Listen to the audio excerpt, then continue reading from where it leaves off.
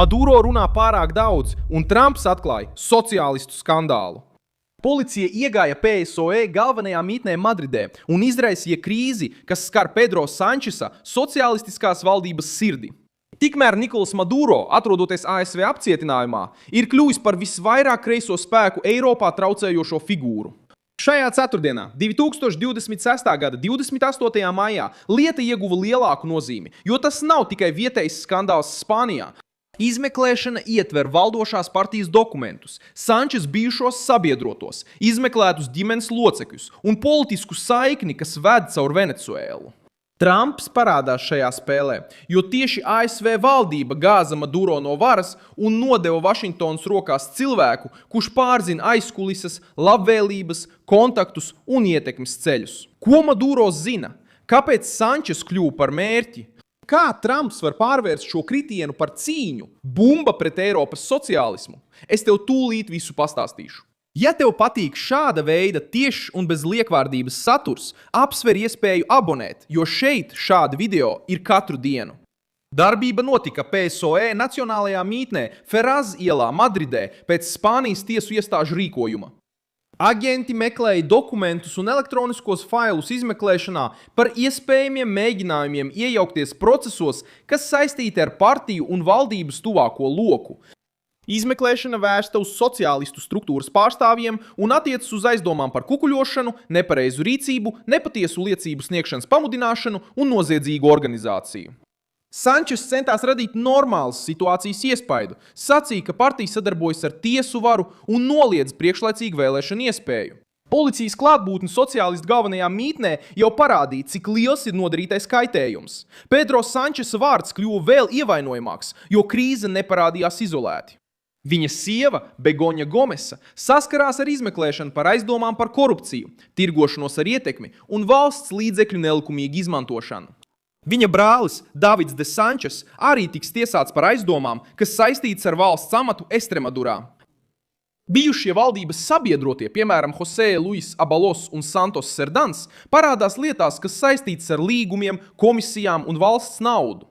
Spānijas opozīcija pieprasa premjerministra atkāpšanos, jo skandāls ir izgājis ārpus perifērijas un sasniedzis politisko kodolu, kas uztur valdību. Visžutīgākā daļa nāk no José Luisa Rodriguesa Zapatero, bijušā Spānijas sociālistu premjerministra.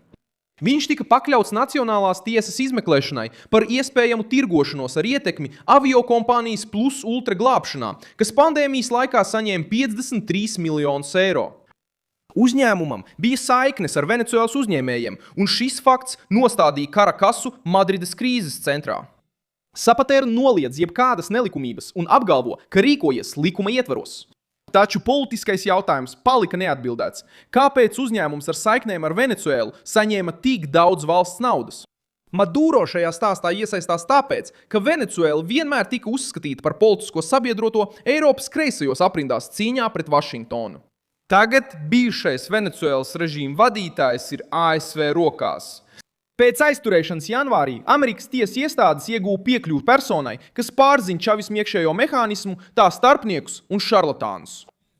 Tādas valstis kā šī nekrīt pašas no sevis.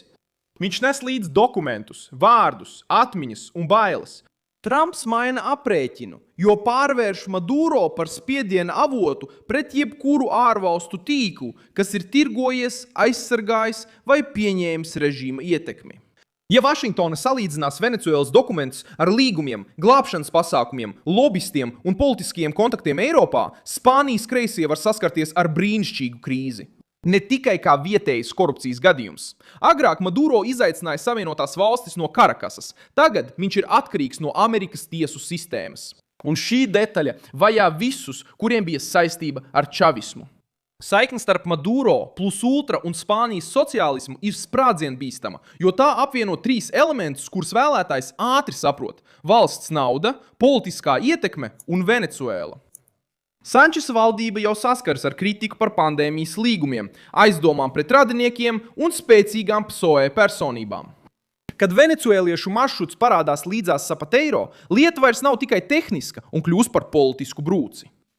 Jautājums nav tikai par to, vai tika izdarīts noziegums. Jautājums ir, kurš atvēra durvis, kurš lūdza pakalpojumu, kurš apstiprināja naudas piešķiršanu un kurš guva labumu no aizsardzības. Policijas ienākšana PSOE mītnē atklāja sociālistu stāstījumu trauslumu. Gadu gaitā Eiropas kreisie centās sevi pasniegt kā demokrātijas morālos uzraugus un izturējās pret konservatīvajiem kā pret draudiem. Tagad Spānijas valdošajai partijai jāsniedz paskaidrojumi. Dokumenti, ko savākuši aģenti, izmeklēti sabiedrotie un bijušais premjerministrs, kurš saistīts ar glābšanas pasākumu, par kuru ir aizdomas. Tikmēr Trumpam ir priekšrocība, kuru Eiropas kreisie nespēja kontrolēt. Maduro atrodas ārpus Karakasas sasniedzamības. Jebkura noderīga informācija par naudu, sabiedrotajiem, starpniekiem vai Venecuēlas ietekmi var kļūt par diplomātiskā un tiesiskā spiediena instrumentu. Pat bez publiskas liecības, pat iespēja, ka Maduro varētu runāt pārāk daudz, jau biedē tos, kuriem bijušas politiskas vai ekonomiskas attiecības ar režīmu. No tā rodas panika. Maduro krišana nav beigusies Venecuēlā. Tā var pavērt ceļu arī Eiropā. Krīze arī parāda vēl vienu Eiropas Savienības virzību – digitālā vēstījuma kontroli. Digitālo pakalpojumu akts tika prezentēts kā cīņa pret dezinformāciju, taču konservatīvie tajā saskata iespēju izdarīt spiedienu uz platformām un ierobežot neatkarīgo balsu sasniedzamību.